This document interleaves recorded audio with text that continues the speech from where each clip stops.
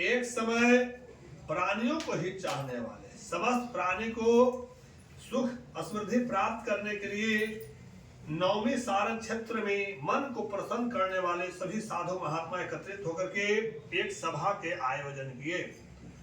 उस समय अति तेजस्वी व्यास जी के शेष सूत जी शिष्य गणों का सही हरि नाम स्मरण करते हुए वहां आए।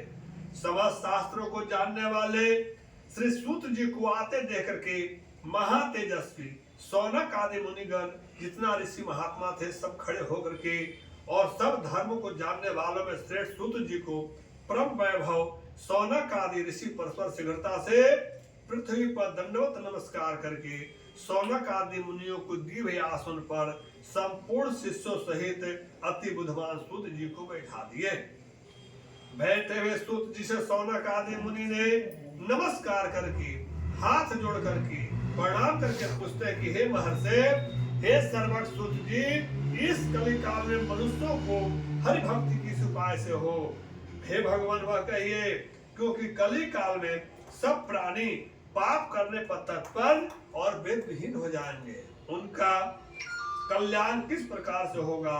इस कलयुग में मनुष्य प्राणों के धारण के थोड़ी आयु वाले निर्धन और अनेक पीड़ा से युक्त होंगे।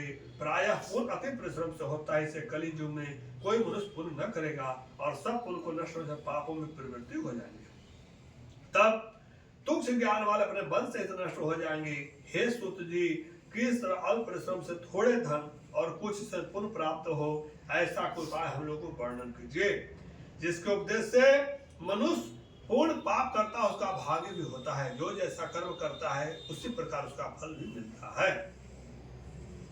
मनुष्यों को उपदेश, मनुष्य पुण्य पाप करता है उसका भाग्य भी होता है। पुण्य को उपदेश करने वाला दयावान, कपट रहित, निष्पाप और निर्विरोधी, यह चार तरह के मनुष्य नारायण के समान होते हैं। भगवान कहते हैं कि जिस ज्ञानी होकर के संसार में अगर दूसरे को ज्ञान देते हैं तो उसके ऊपर भगवान प्रसन्न हो जाते हैं। बुद्धि ऐसा चीज है जो विस्तार से बांटने का चीज है। बुद्धि को छिपाने का चीज है कि हमारे पास कितना बुद्धि है, जितना विस्तार से बांटिएगा उतना ही लोग के साथ साथ भगवान भी प्रसन्न होते हैं।